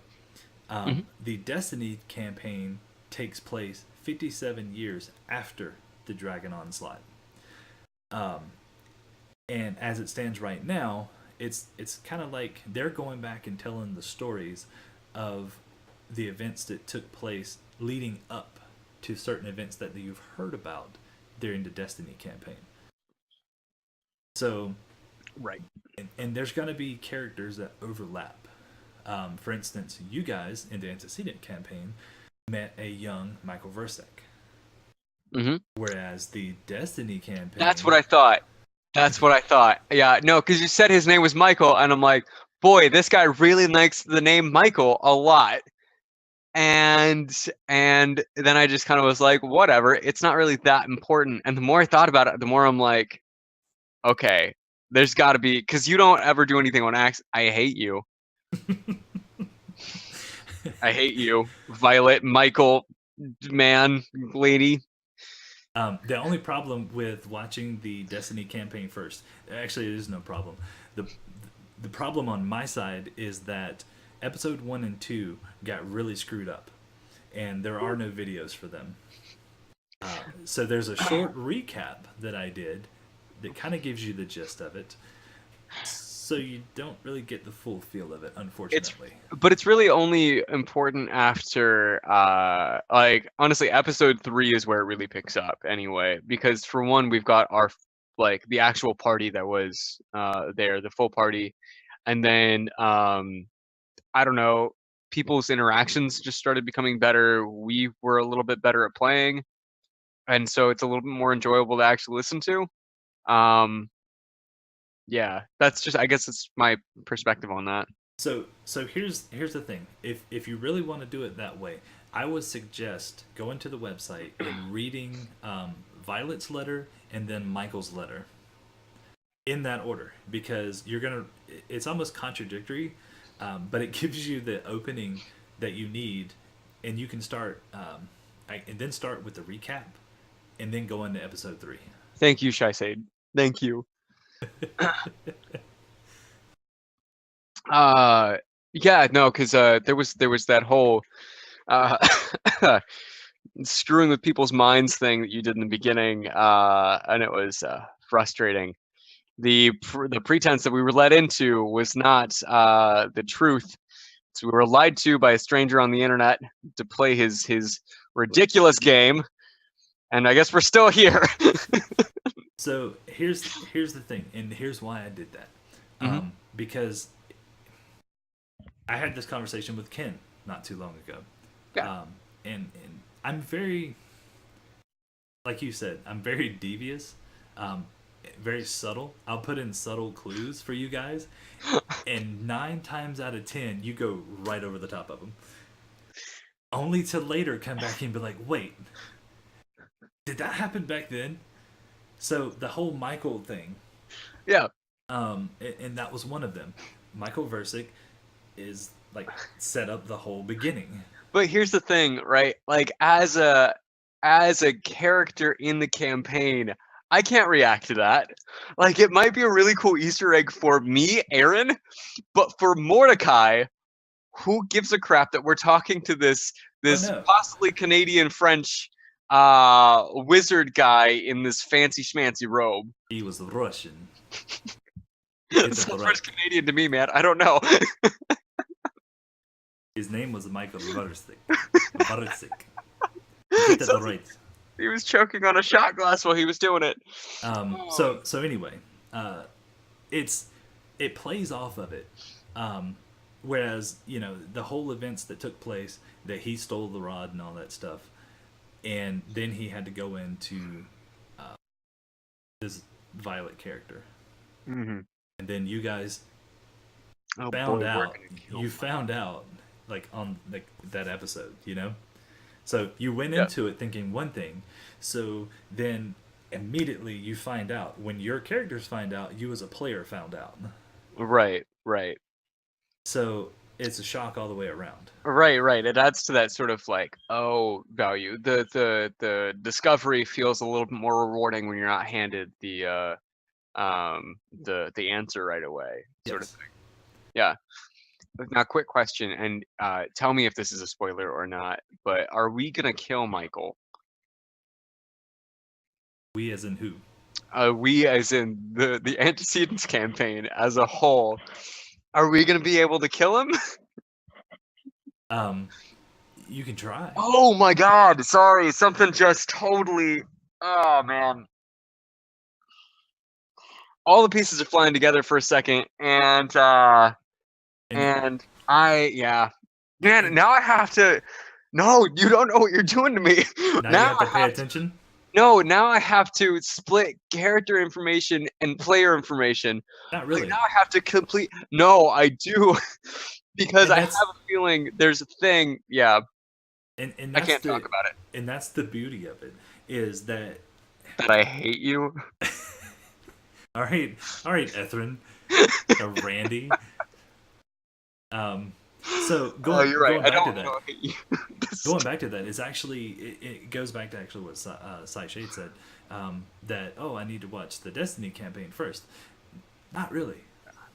You You can can watch them in actually, any order you want. yeah, Like, you can truly watch them in any order you want. There's even no, side by side.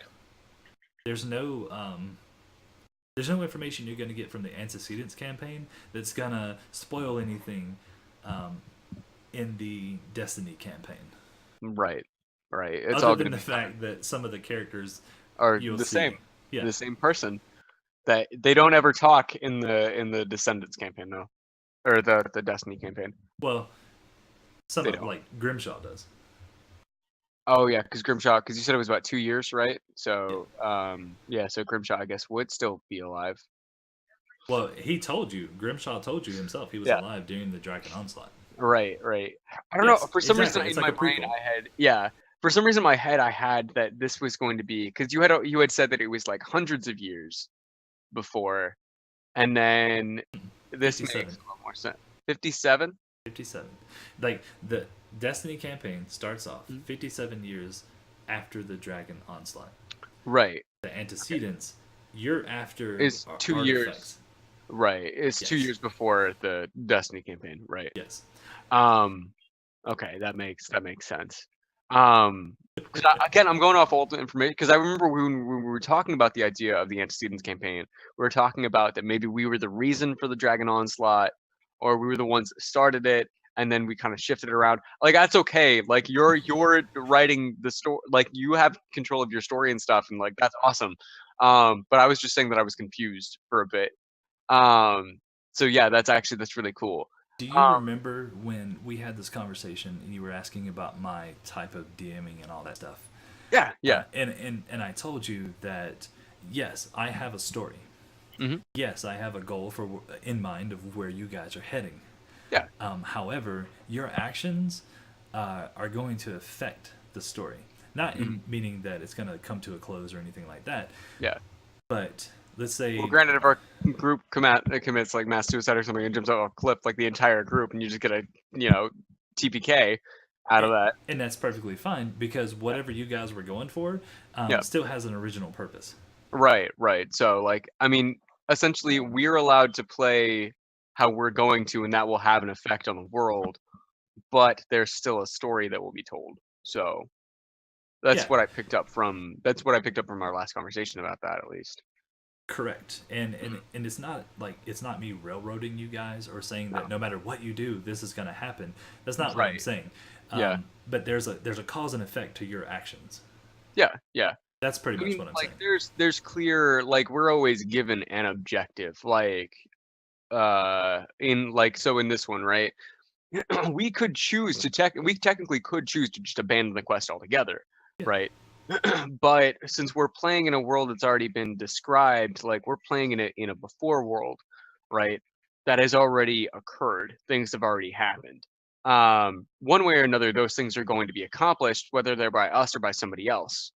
Um, so we might be playing in a world where we can decide certain things, but the ultimate result is still the same, which is okay. I think that's actually kind of interesting. and who's there's certain things that you guys can alter too. Hmm. Yeah. Who's to say that you can't? You know, if I don't know, depending on the type of player. Hmm. But I chose my players very wisely, Okay. or at least I think I did. I don't know. I'm still a little curious about you and Chris. Hey, hey! Right now, we're doing pretty well. No, but I meant like if you were trying to like sabotage the entire thing, because Oh no. that's not what I'm saying is going to happen. Mm. But there are players out there that will do it. Yeah. It's like, oh, he's got this. I can try and change history. Not I saying, told Chris if he held onto his hat, you were probably gonna kill him. oh, that's right. He's not going to be there. What are we going to do? I guess we'll just kill him. I guess so. Who votes? Okay, so He's those that sitting are right over there, by listening, the way. those that are listening and watching the show, there's Hmm. a character. What? Oh, he was a gnome Yeah, he's a called gnome. Cinnamon. Right. It's cinnamon vile of is it vile clog? Simeon. Simeon is his name. So he's not Simeon gonna. black clog. He as a player will not be there tomorrow. So Hmm. should we kill his character off, or should we steal his hat, or his hat goes missing? He's obsessed with his hat. Very Number two, obsessed. Cinnamon. it's my vote. Cinnamon. So it's either A, we kill his character. His Hmm. like he's drunk in a bar right now. What is it? Into the bar? Uh, yeah, I think it's just into the bar. Yeah. Oh man. So he's drunk in a bar. Yeah. So does he A, get mugged, stabbed, and killed, or Uh-huh. B, lose his hat? Maybe he doesn't get like stabbed and killed because I kind of like his character. I kind of like me. I kind of like his character, but Right. maybe he just gets mugged real bad and knocked the crap out and his stuff stolen. Is he? What kind of? He's a sorcerer. He's a sorcerer. Mhm. Okay, so does he lose his hat, or does he lose? Hmm. Oh wait, no. Okay, see, here's the thing. He'll hold on to literally anything, right? So if you take the hat away, Ooh. No. We'll just swap his hat out. We'll give him a different hat, yes, it's made out of like an old squid. and it smells like fish. Yeah. But it still has a feather in it. No, it's not a feather. It's Oh. it's a bone. It's a fish bone. Fishbone. Okay, yeah, we'll swap it out. Cause oh man. Do you And think then he'll wear the and then like Saiche said, make a whole quest of him getting his hat back. boy? We're gonna spend Oh, an entire episode going around the city of Serenity looking for a damn hat.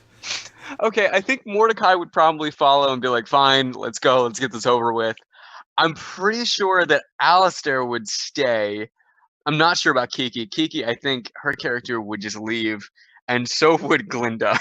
Glinda would not have any of that stuff, or maybe she'd be into stealing it from somebody. Hmm. 'cause she's kind of a thiefy person. So I don't know, man. You got to make a decision there. What are we gonna do with the body? Ken You says, know?